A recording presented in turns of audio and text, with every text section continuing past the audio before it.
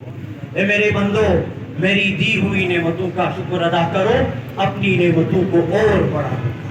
ہم آج جمعے کے دن اللہ کا شکر ادا کرتے ہیں کہ گلگت بلتستان کی غیور عوام آج جاگ چکی ہے۔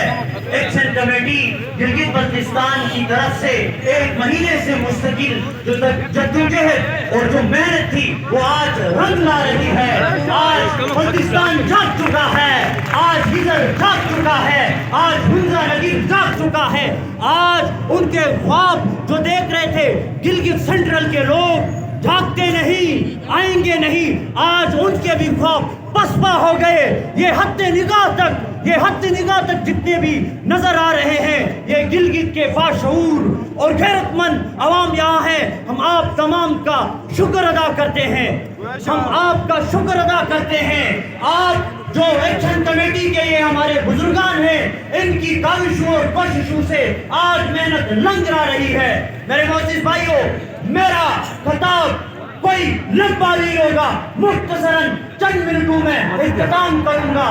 میں اس ایجنڈے پہ بات کروں گا، وفا اور جفا پہ۔ ہم نے وفا کیا 47 سے لے کے اب تک وفا کیا۔ ہم نے وفا میں کیا دیا؟ ہم نے وفا میں اپنا سب کچھ دے دیا، آپ کو اپنا سونے سے زیادہ قیمتی وطن دے دیا۔ آپ کو ہم نے وطن کے ساتھ یہاں کے پہاڑ دیے، دریا دیے، یہاں کے جو ہے ہر چیز۔ اور وفا کی انتہا کو دیکھیے، دیامر سے لے کے کسر کے آخری کونے تک ہمارے ہر گھر کے اندر ایک شہید ہے، اور ہر گھر کے اوپر جھنڈا پاکستان لہرا رہا ہے۔ اور جفا کیا ہوا ہم سے؟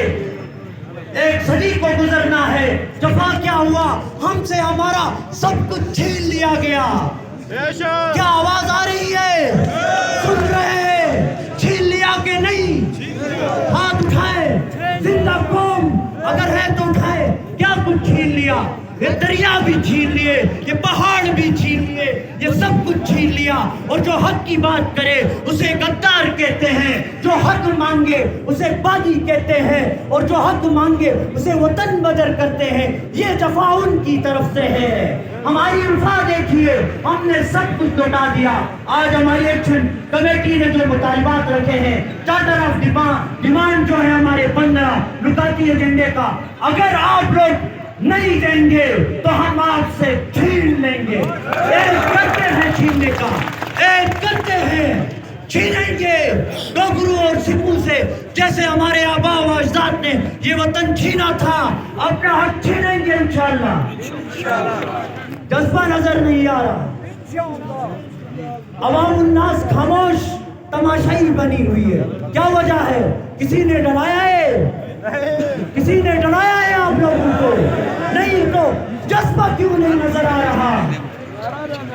انشاءاللہ کل اگر آج شام تک یا کل تک ہمارے مطالبے نہ مانے گئے، جب بلتستان، نستور، دیامر اور کسر کے غیور عوام یہاں آئیں گے اور کوئی شرط پسندی ہوئی تو حکومت وقت اس کی ذمہ دار ہوگی۔